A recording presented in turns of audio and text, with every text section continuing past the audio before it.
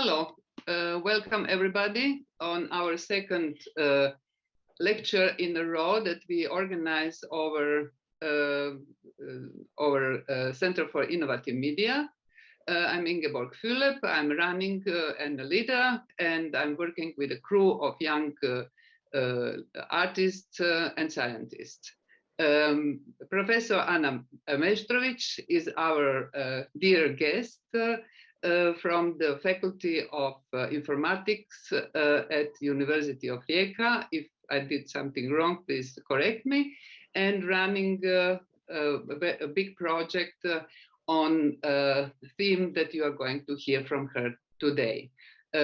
She is also going to be our future collaborator, because Center of Innovative Media have a variety of projects and themes which are not only concerned about art, but also art and technology. So welcome, Professor Anna Meštrović, and please, we are looking forward to hear your lecture.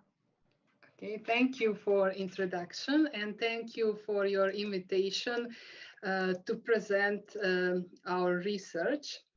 So I will going to speak about how can artificial intelligence-based approaches help in infodemic management.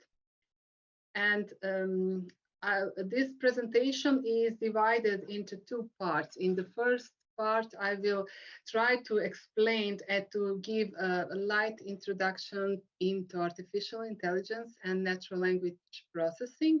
And in the second part, I will present our InfoCoV project and some results of our project. So artificial intelligence is very popular today, and it can be defined as systems that can think or act like humans. And we have to be aware the difference between general AI and narrow AI. So this general AI is actually referred to this system that can really think and act like humans. And these systems are something that we watch in, for example, SF movies. While this narrow artificial intelligence is focused on a specific task, and that is something that we actually use in our everyday life. And in the last decade, there were a lot of improvement in this part of artificial intelligence. So, for example, today we have AI-assisted diagnostics in medicine. We have development of self-driving cars, and we have virtual personal assistants like Siri, Alexa, Bixby, Cortana, Google Assistant, or, for example, Watson, expert system developed in IBM, learned and trained to play a Jeopardy game, but later used as also expert system in medicine and finance. So these are all examples of artificial intelligence, but focused on some specific task. And first, I want to give you introduction into some AI-related terminology. So artificial intelligence is very general term, and machine learning is very important in artificial intelligence, because it is actually a set of algorithms that are used for learning. So machine learning actually enables a system to learn by using some set of previously trained examples. And within machine learning algorithms, we have a subset of algorithms that are based on neural networks, which are inspired by human brains and neurons. And within this set, we have one more narrow subset called deep neural networks, which are actually related to deep learning. And that is part of machine learning algorithms that are constantly developed in the last decade. And this deep learning make this significant improvement in artificial intelligence in the last decade. It wasn't possible before because we didn't have such advanced technology and big data sets to use and implement deep learning before. So that is why deep learning has been used only in this last 10 years. And that is why the artificial intelligence has this improvement in the last decade. And here we have some also very commonly used terms like data science, which is not artificial intelligence, but it is focused on data, and actually it uses similar and the same actually algorithms as machine learning, neural networks, and deep neural networks. And the term big data is also connected with artificial intelligence because this deep learning is trained on big data, but there is a lot of other technologies related to big data which not belongs to artificial intelligence. So once again, to make this distinction between deep learning and machine learning, I will try to explain by using this simple example. So in each machine learning task, we have this input, a kind of entity, and the system should, for example, recognize which entity is that. And in machine learning, we have a different set of steps which we need to perform. First, we need to perform feature extraction, which means that we need to describe this input by some set of numerical values. Usually this is a vector. And then we use a neural network or some other classification algorithm to learn the system how to recognize this input and how to predict what is the output. So that should be car in this example. And within deep learning, these two steps, feature extraction and classification, are integrated into one step. And it means that actually these deep neural networks are so powerful that they can itself learn which features from this input are important and relevant to recognize the output.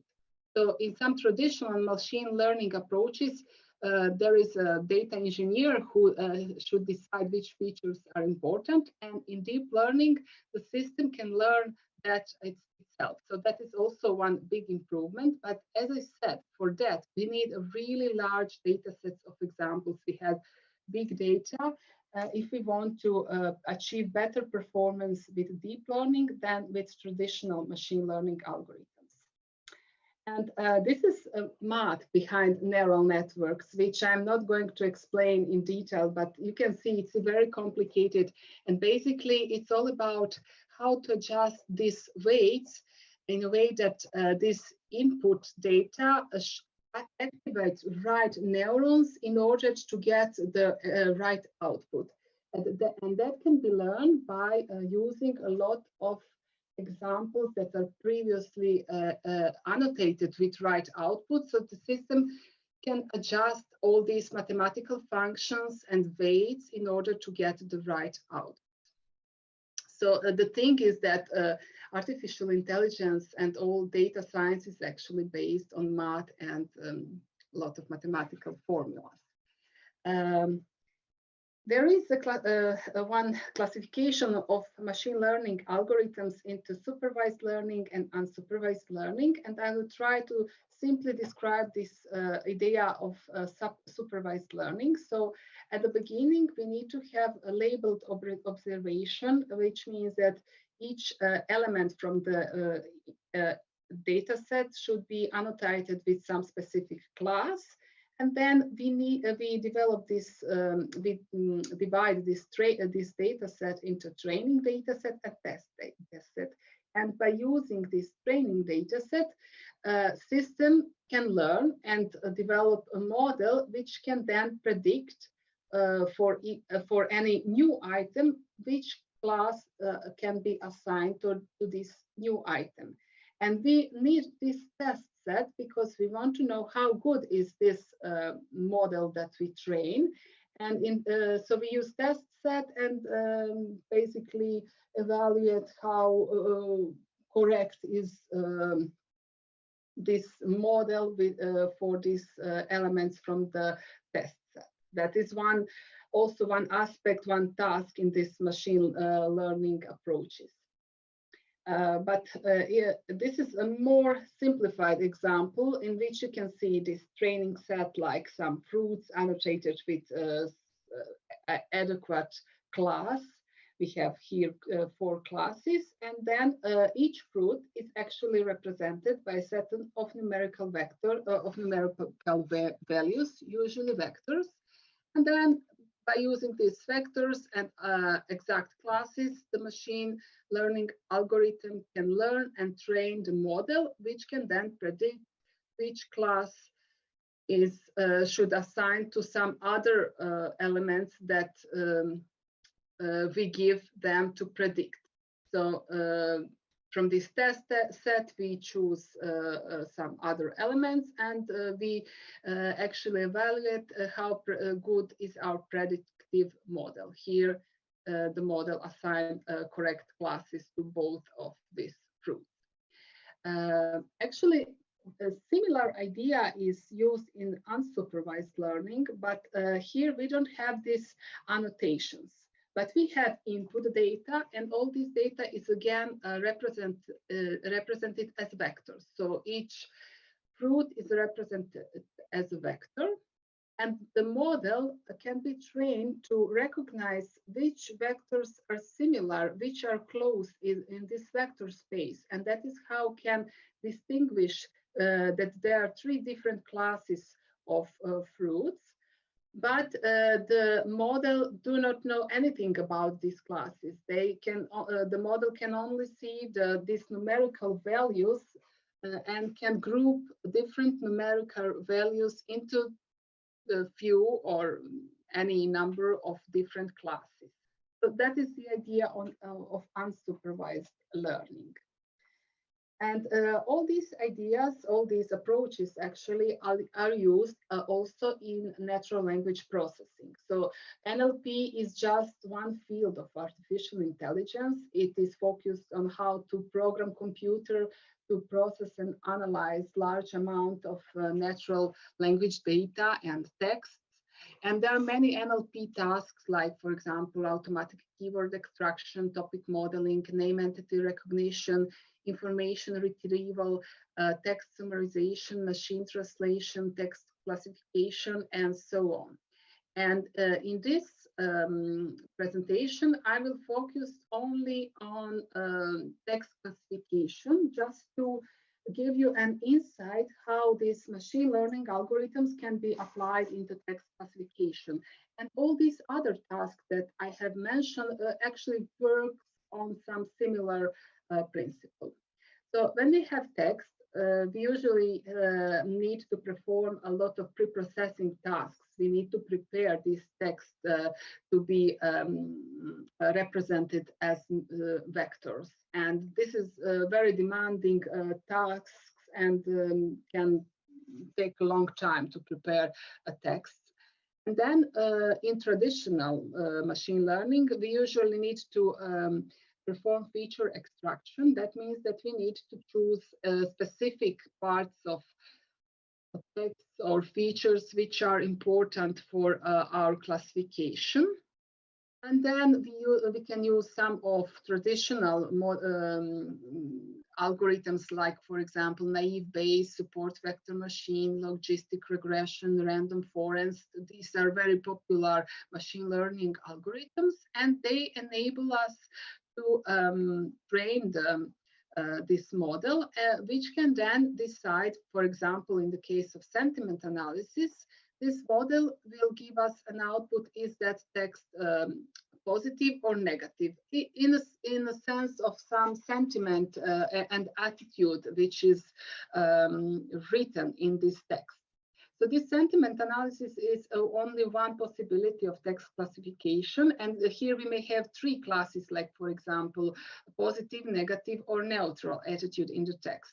But we have also another kind of classifications. For example, we may have topic or thematic classification, in which text should be grouped according to a topic or themes that are represented in this text, or automatic detection of fake news, in which we have 2 classes, fake or true news. So this model should recognize and automatically detect if text is fake news or true news.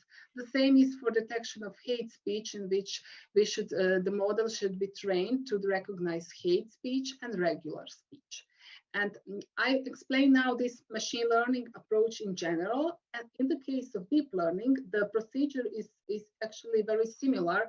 We have text, we need this preprocessing task, and then we represent this text by dense embedding by using language model. I will explain that a little bit later.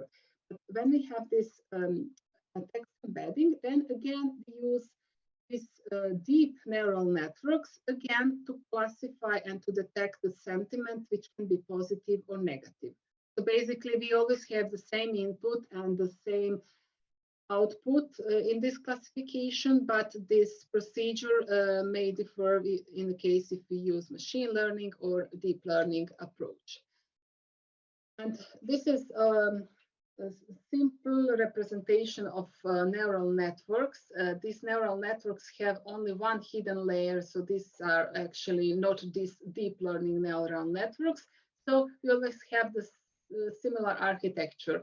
On the input, we have text, then this hidden layer in which the system can learn by activating some neurons how to detect output as positive or negative attitude, or in a case of hate speech detection, how to detect hate speech or regular speech.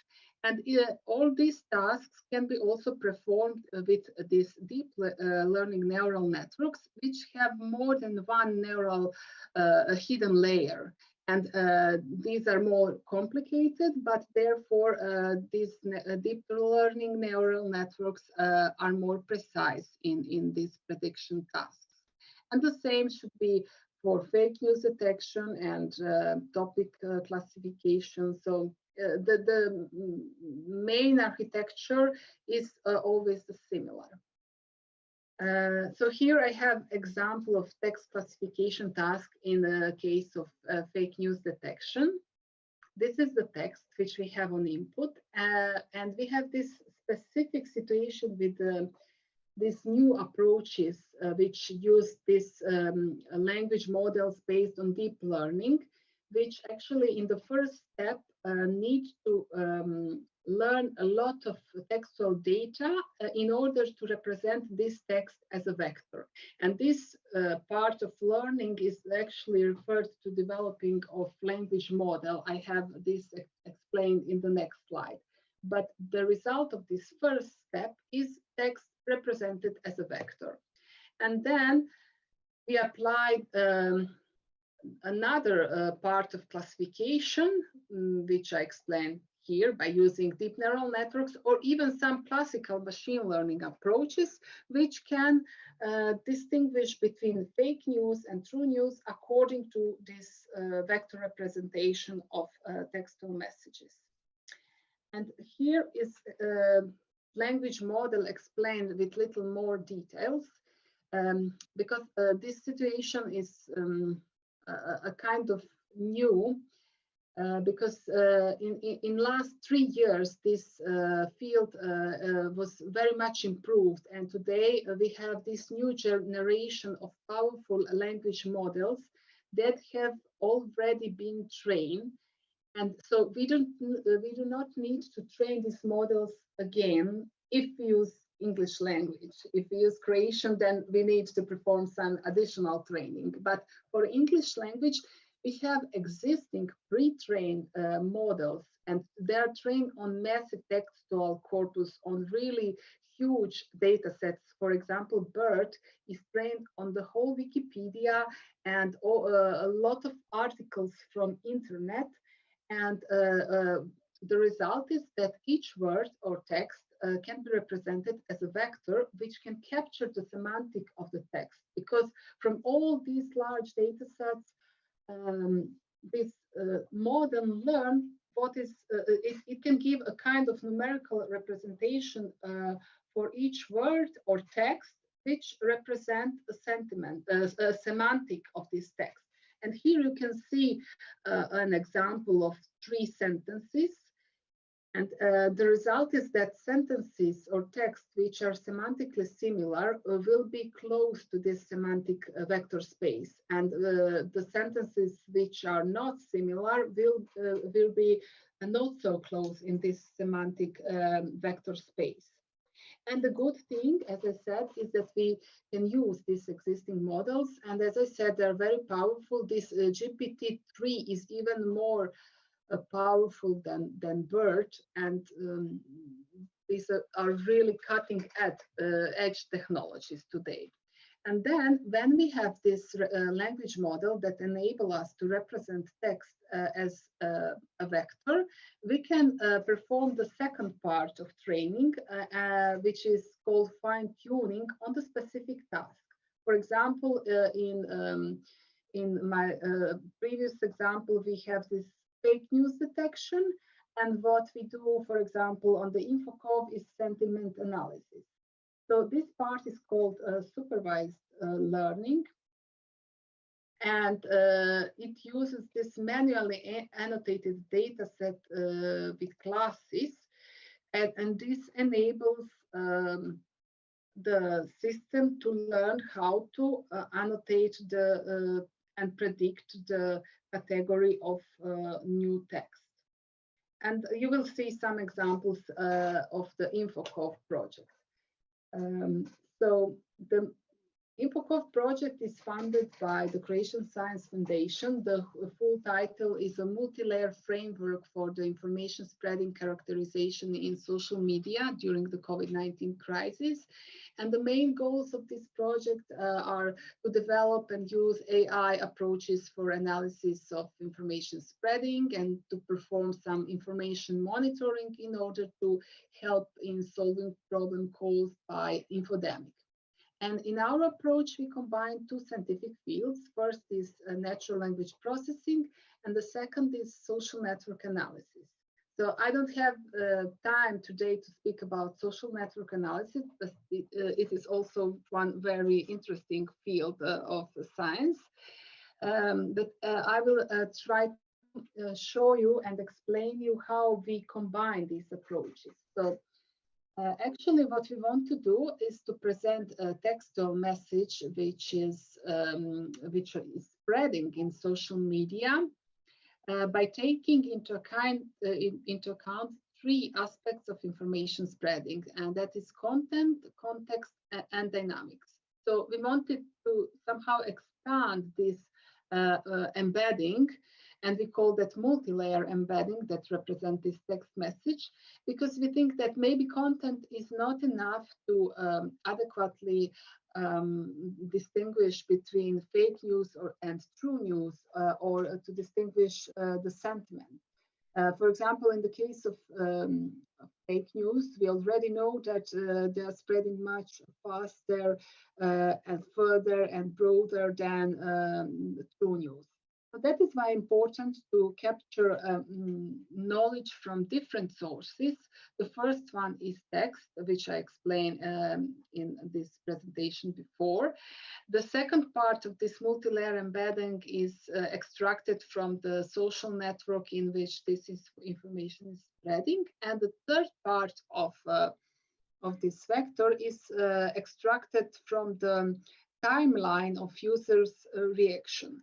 And so that is how we can get three parts of this vector called multi-layer embedding. So on these figures are just again shown this how content can be captured as a vector. On this figure, it is illustrated how this social network can be transformed into one vector by taking into account some important features of this complex network. And in this case, we don't have a simple network. We have this multi-layer network. In the case of Twitter, for example, we want to capture all these fine little details and differences between retweet layer, quote layer, mention layer, and reply layer, and then capture all that in one vector, which give us information how this text were spreading in Twitter, for example. And the third aspect is dynamics. And here we want to construct this vector from the user's actions, but by taking into account the timelines of these user activities, which can be posts, comments, replies, likes, and etc. So actually, it is a very complicated structure, this multi-layer framework, and the idea is to adjust this framework to the specific task, not to use all these general features and aspects for every task, but we will try to see which of these features are important, for example, in the case of sentiment analysis. So now I will show you some project results which we perform until now, and these are kind of preliminary results because there is still a lot of work that we need to done. But the first step in this project was to collect a lot of textual data related to COVID-19 and in Croatian language, because we are focused here in Croatian language. So we collect more than 100,000 articles from Croatian online portals which speak about COVID. Then we collect more than 500,000 comments to these articles. We extract a network of Twitter users in Croatia. It's around 40,000 users, and then we also extract Twitter posts, Reddit posts, posts from some Croatian forum and YouTube forum, all related to coronavirus. And right now we are training this language model, which I mentioned before. It is BERT, but we cannot use the existing BERT because it's for English language. Fortunately, there is one variant of this trilingual BERT, which is trained for Croatian, Slovene, and English language in some text also extracted from online portals. But that was before coronavirus, and now we need to perform additional training of this data set by using COVID-19 text in Croatia, and that's the result will be this general InfoCoV BERT, which will be used in different tasks on our project. The first task which we are performing is sentiment analysis, and this is the second part of this NLP task in general, in which we need to fine-tune the first model for the task of sentiment analysis. And for that, we collect and annotate 10,000 tweets in Croatian language by one of the classes, negative, neutral, or positive. And by using these classes, we will train a classifier then can that annotate the rest of our data set with one of these classes. And in the future, we will also train this multi-InfoCoV BERT, which will integrate these additional aspects that I mentioned before, and that is this context and dynamics. So that is still our future work. Right now, we have, for example, a set of tweets represented as vectors, but for that we are using existing model, fast text, which was already trained for Croatian language. So until our BERT model is not finished, we were using this fast text model, and we represent each tweet from our data set as one vector. These vectors are usually dimensions of 200 and sometimes 500 in case of BERT, I think. But Then, in order to represent these vectors to the two-dimensional vector space, we use this algorithm called TSNE, dimensionality reduction.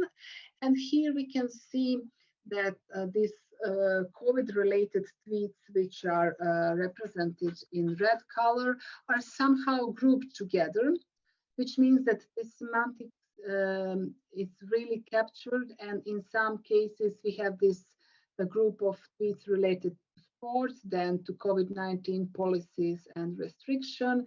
Then there is one group related to the tweets about number of COVID new cases, and so on.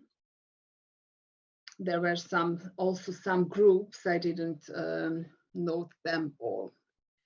And here is the list of our few papers and preliminary results that we have already published. So our experiment was to see if there are similarities in Croatian and Polish attitudes to coronavirus during the first 6 months of the pandemic. And this is the graph in which we able to show that there are some similar patterns in these tweets. For example, at the beginning of the pandemic in Croatia and in Poland, there were some positive attitudes related to the fight against the pandemic, and which tried to consolidate the people. And at the beginning, these attitudes were really positive, while later on, during the Easter and during the lockdown, the attitudes were more negative. And then in May in last year, also attitudes were positive because the number of COVID cases were really low. And again, later, when there were elections in Croatia, and at the same time there were elections in Poland for I think for president or something else. There were some political issues in both countries at the same time. So then attitudes were again negative. And in our second experiment, we performed topic modeling of Croatian news during COVID-19 pandemic. And for that, we use some traditional algorithms for automatic extraction of topics. And we identify 6 topics related to pandemic and 4 topics that are not directly related to the pandemic. In the third experiment, we try to analyze the spreading of COVID-related information on Twitter. And in our fourth experiment, which we are performing right now, we actually analyze the online media during COVID-19 and actually the content of these articles that were published during 1 year of pandemic in Croatia. And now I'm going to show you some interesting results of this research. This experiment with prediction of retweeting has interesting results. So here it is a very simple experiment, but the results are interesting. We defined 2 classes, high spreadability and low spreadability, in a sense of retweeting. And then we model each tweet by using this fast text language model. So each tweet was represented as one vector. And then we train a classifier based on simple neural network, and we train this model on 100,000 tweets in Croatia posted during the last year. And the results we published in the MIPRO conference, and here you can see a figure of how of the accuracy of our model. So the true is colored in blue, and the predicted situation of tweets is colored in red. So this classifier is not perfect, but it gives us insight in how these COVID-related tweets are retweeted. In this first table, we show the percentage of highly spreadable tweets in the whole data set, which is 43.3% of these highly spreadable tweets. And then we separate this original data set into two disjoint data sets. One is of non-COVID tweet, and the second data set contains tweets related to COVID. And this first data set is much larger than COVID tweet data set. And the percentage of highly spreadable tweets in this first data set is less than 40%, while the percentage of highly spreadable tweets in COVID data set is 75%. And that was the indication that COVID-19 tweets have on average high spreadability, which means that they are more retweeted than non-COVID tweets. But we want to confirm that by using some artificially made data sets. So we take this non-COVID data set of tweets, and in each tweet we add a word related to coronavirus. So for example, in the first experiment, we add the word coronavirus in each of non-COVID tweets, and the percentage of highly spreadable tweets increased to 56.7%. While if we add some arbitrary word like car or music, the percentage of highly spreadable tweets is much lower. It's lower than 30%. And that was also interesting, so we will try to investigate a little bit more details about this retweeting of COVID tweets. Another example is this information monitoring, which in this case is focused only on news media published in online portals. In general, this information monitoring is one of the 4 pillars of infodemic management, and it's focused on different levels of information.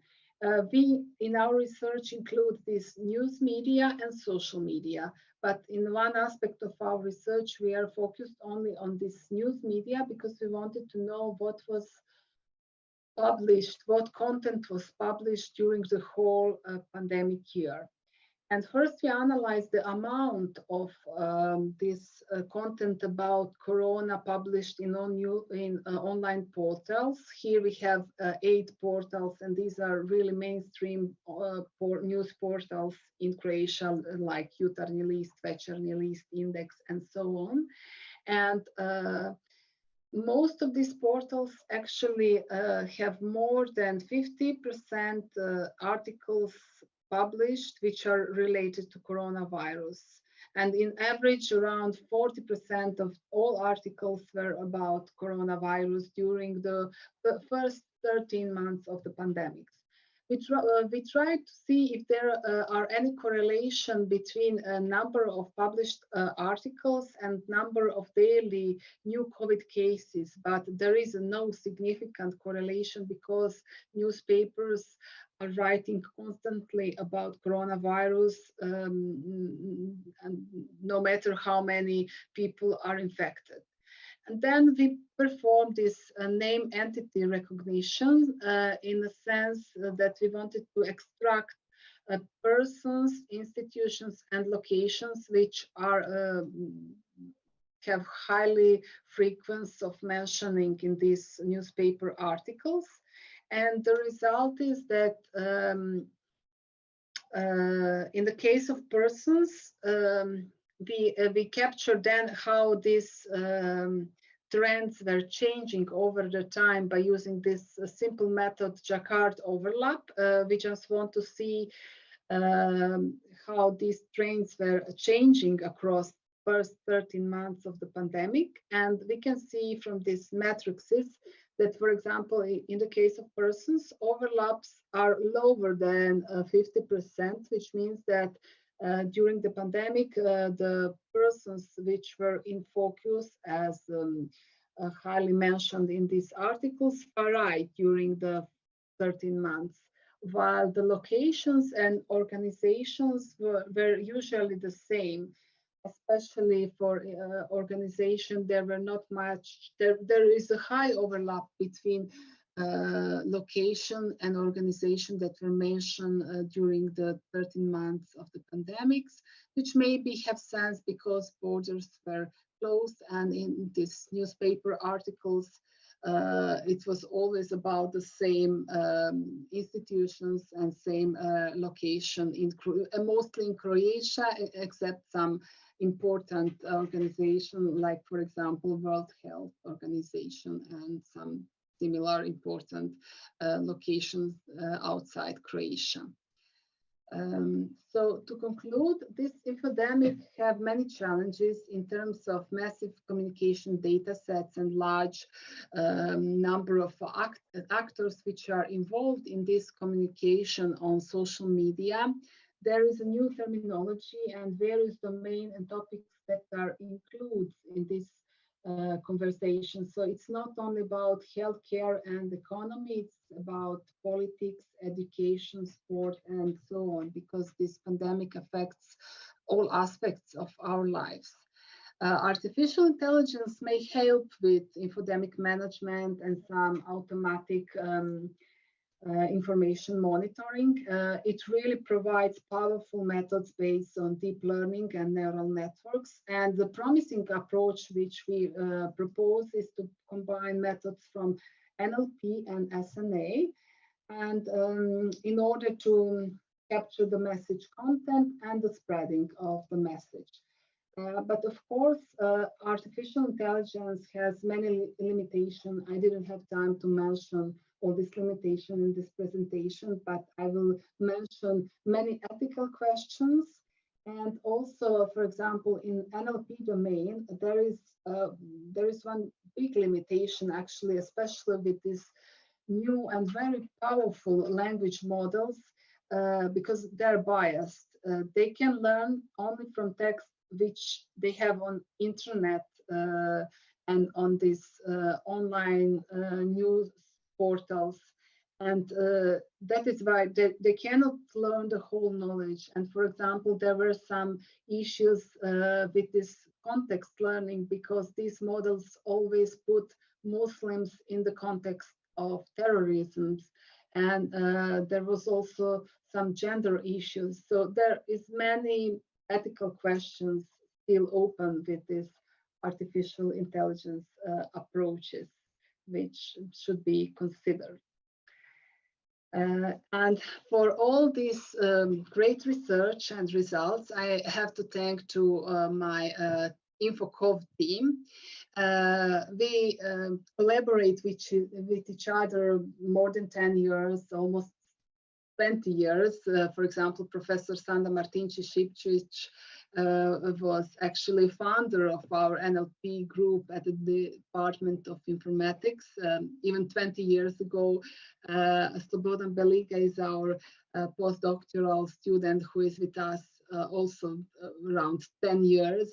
Then we have these two new PhD students, Carlo and Milan, which are great with this research with neural networks and social network analysis. And we have three consultants.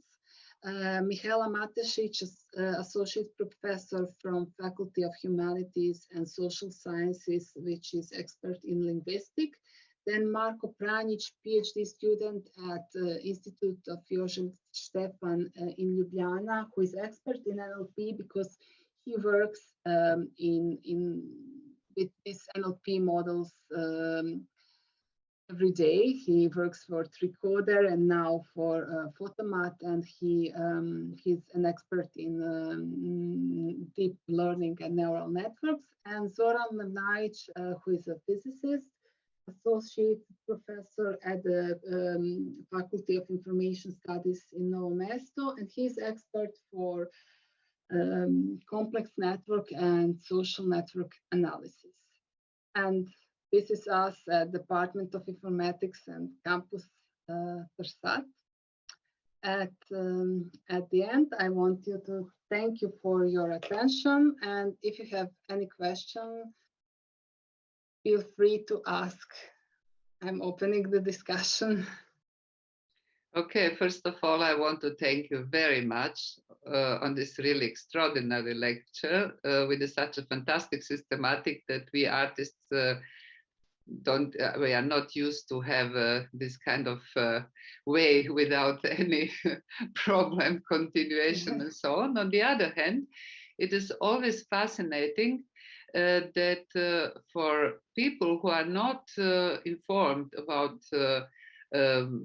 science that, for example, you are a specialist in, is the question how much we can apply certain knowledge in our part of profession. And one of the reasons is that I wanted to give opportunity for our young people, young students, maybe to think over and to see how to do it. And I must say, one of the very nice already beginning is one of our students who is here with us, Marko Mrvoš, and I was very happy that he already got this contact with your postgraduate, with the PhD candidates, and I hope we will spread it even more. And here is with us also our Professor Tomislav Brajnović, who is our philosopher, although he is not philosopher, but doing a lot of thinking in another way, conceptually and combining knowledge and this. And I hope through that, like you have very good crew, we have as well very, very good crew on the Center of Innovative Media. And in that case, I would like to open discussion for, yes, those who I'm looking in YouTube. At the moment, I don't have any question, but maybe our discussion, especially, I think what you, on the last part of your lecture, what you said is the problems of ethics, which is today one of the most high subject to discuss about artificial intelligence. On the other hand, I think artists are maybe capable learning more about the problematic to give their vision and through that influence not only aesthetics but also ethics. So I would give a little bit maybe talk to our colleague Tomislav Brajnović. Probably you would have some questions to our Professor Anna. Anyway, thank you very much for this excellent lecture. Thank you for invitation. Yeah.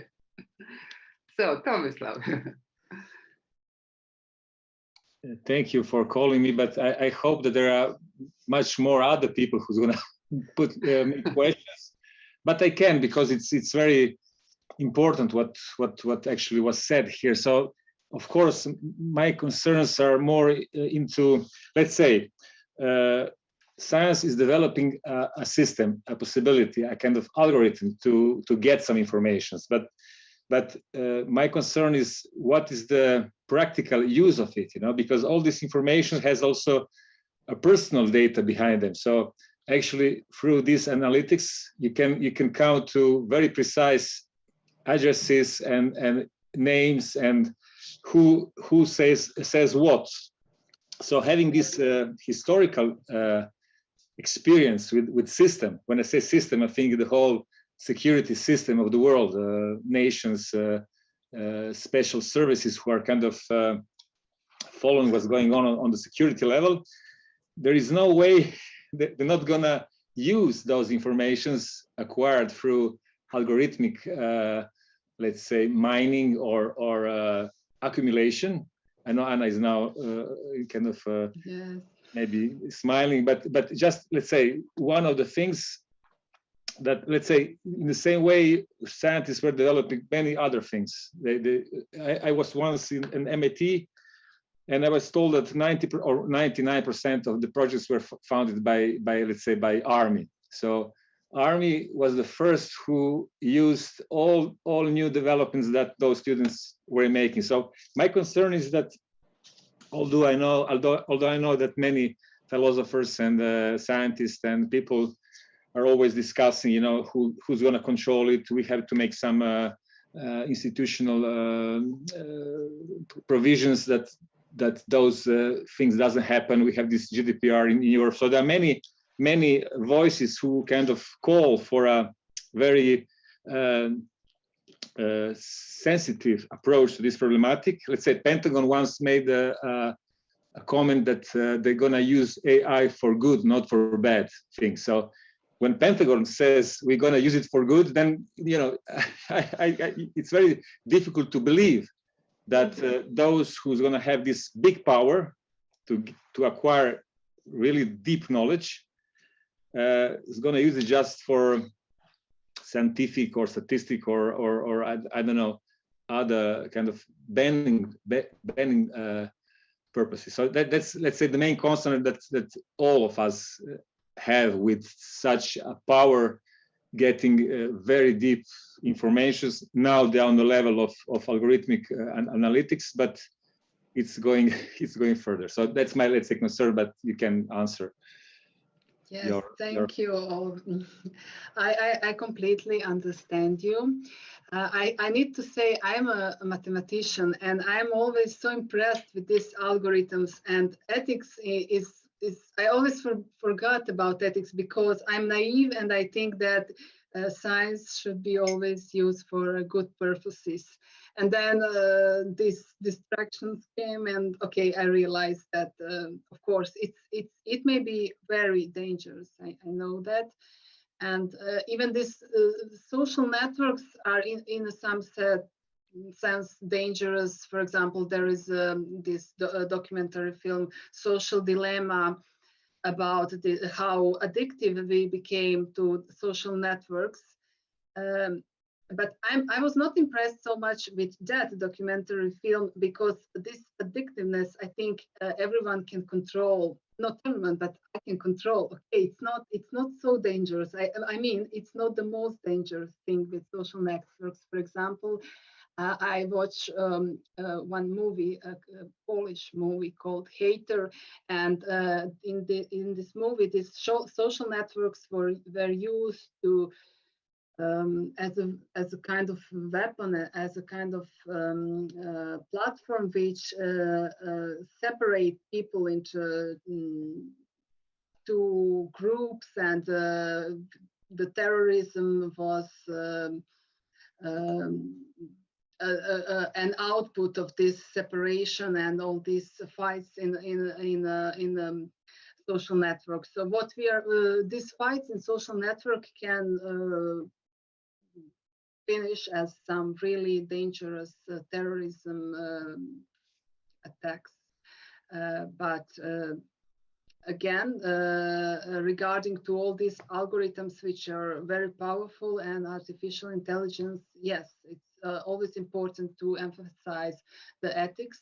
And as I know from my perspective is that actually not Croatia and even the whole European Union really right now does not have the consensus how we should arrange all these rules to be safe with these powerful algorithms. But if I may say one thing, what we learned from your lecture is that there are very practical possibilities because you really made the whole analytics of influence of COVID in the social media, and I think this extraordinary new situation is should be looked from different sides, and I have a feeling that your research is actually bringing another view to these problematics in that sense. That you are using in artificial intelligence is from the practical point of view very usable. So I believe when we talk about all in all problematic, of course in every development that was this positive and then this negative part, the only thing is how we conduct that and how much we allowed certain things going out of our control. So, but I think in your research, it is provable that you have very interesting way to discover certain things that we are not aware of. of influence concretely of COVID. Yes, and that is my perspective. Is it actually completely positive in this my research? And for example, when we analyze this Twitter user, we completely anonymize all these user, and we actually need to take care about this because Twitter force us to do that. So we cannot do with this data whatever we want. We cannot publish Twitter users and what they write on Twitter, but we can analyze the structure of the network, which is anonymized, and we also can analyze text on Twitter, but we cannot publish text. We can only publish IDs. So in our case, these rules are very strict and allow us to perform the research correctly without any dangers of, for example, for people who are publishing these tweets. Mm-hmm. Okay, I think we are heading slowly to our hour, what we had planned to have this discussion. I don't see any of other questions, neither in YouTube nor here. Maybe just one yes, please. question, just one. Regarding, let's say, Utility list. You mentioned Utility list and all this index and all these platforms. So my experience is that, let's say, all articles related to COVID, most of them, especially official ones, when the state kind of declares something to the nation, overwhelmingly the comments are negative. So the negative comment overtook the platform. So how do you deal with such a kind of asymmetry? Because it's not a real state of things. They just overtook the media, and let's say people that are kind of pro some official statement do not participate in such discussions because it's unbearable. It's impossible to argument on a certain level. Yes, you're right. These comments are mainly negative, and but what we want to capture is the situation on social media. So if it's negative for us is let's say correct to, I mean, we want to show that the situation is completely negative. We want to cover this aspect of COVID, what is happening in social media. And we have these results that the comments are mostly negative or neutral. But we have one problem in the process of classification with our algorithms, because we want to learn the algorithm to know what is positive, what is negative, and what is neutral. And in this data set of 10,000 annotated tweets, we have only around 500 positive tweets, and we cannot learn the system how to classify the positive tweets. So now we are thinking that we will just have two classes, negative and non-negative class. That was the problem, let's say, from the technical perspective.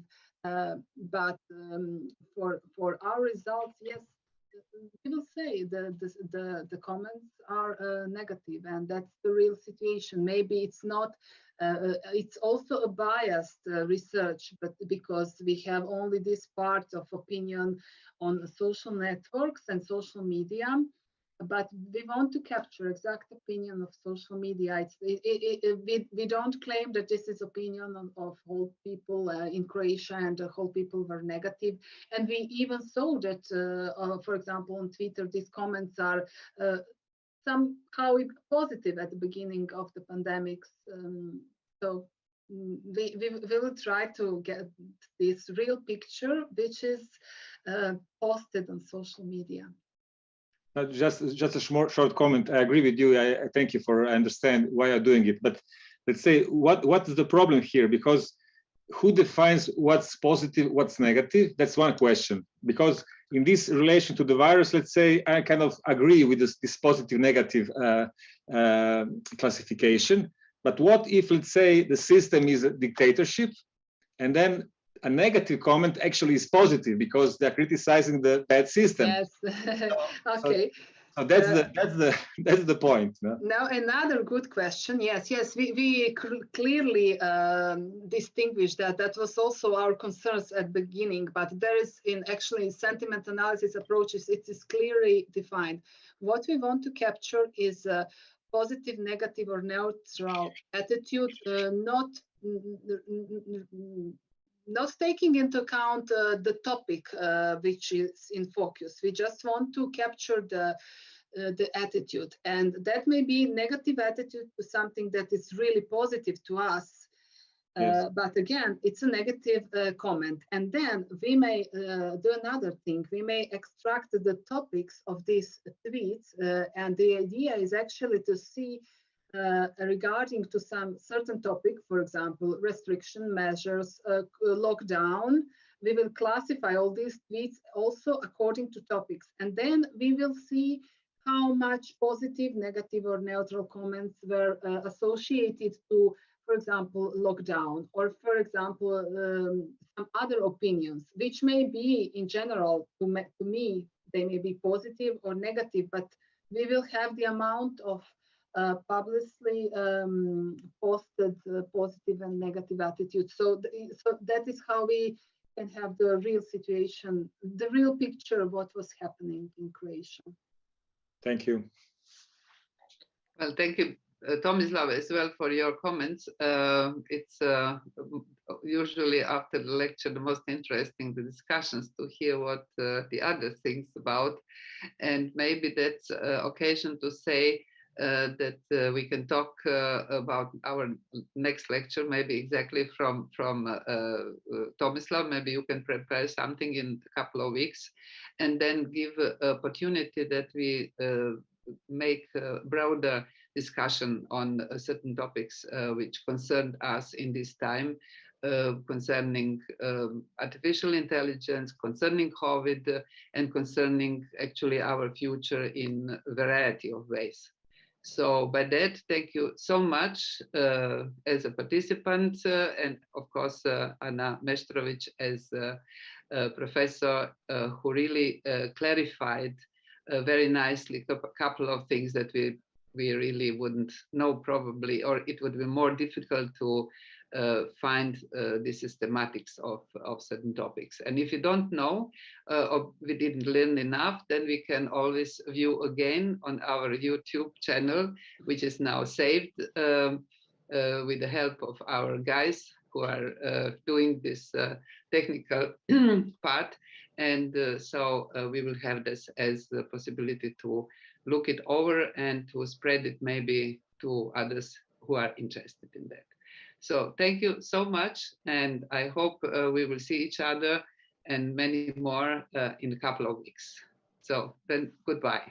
Thank you very much.